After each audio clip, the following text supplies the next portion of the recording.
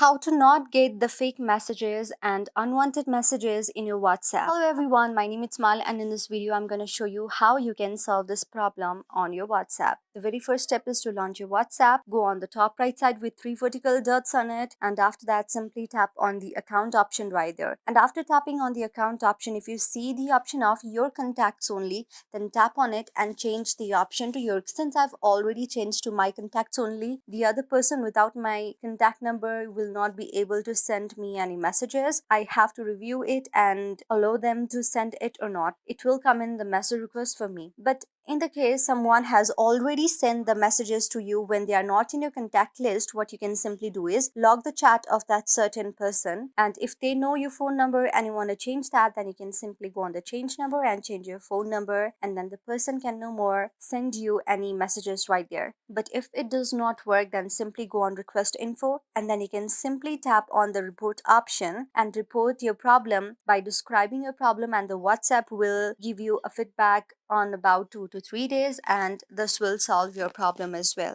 So this is how you can do it. I hope you liked the video. If you liked the video, then please do thumbs up, subscribe, and also comment on the comment section below.